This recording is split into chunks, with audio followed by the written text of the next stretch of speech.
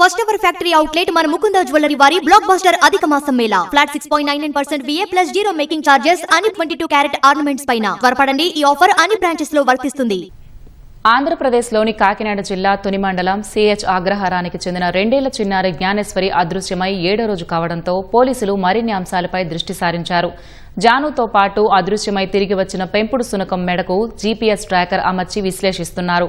సునకం తిరిగిన అన్ని ప్రదేశాలను పోలీసులు జల్లెడ పడుతున్నారు.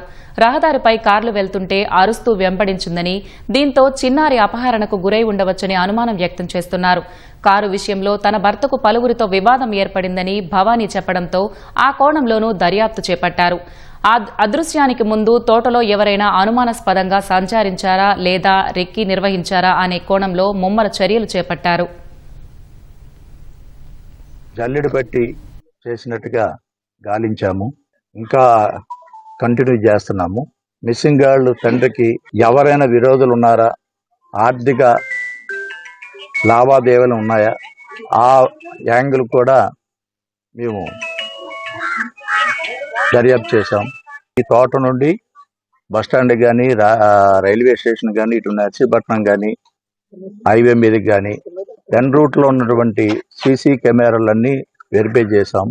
ఇక్కడ గతంలో పనిచేసి మానివేసినటువంటి కూలీలు కూడా ప్రశ్నించి వీళ్ళు చేసింది ఆ టైంలో చేసినప్పుడు ఏమైనా అనుమానితులు ఇక్కడికి వచ్చారా, ఇక్కడ తోటలో పనిచేసే వాళ్ళకేనో ఆ కూలీలకి ఏమైనా పాత గొడవలు ఉన్నాయి, అవి కూడా వెరిఫై చేశాం.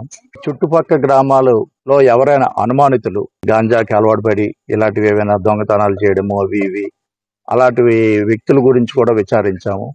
డే అండ్ నైట్ కంటిన్యూస్గా చేస్తున్నాము. అలాగే మొన్న కూడాను డాగ్ స్కాచర్ను కూడాను తుని మున్సిపాలిటీ కమిషనర్ గారు ప్రొవైడ్ చేశారు. ఆ వాటిలో కూడా పెట్టాము.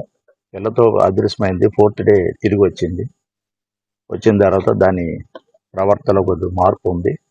ఆ మార్పు కోసం దాన్ని మళ్ళీ నార్మలైజ్ చేయడానికి తీసుకున్న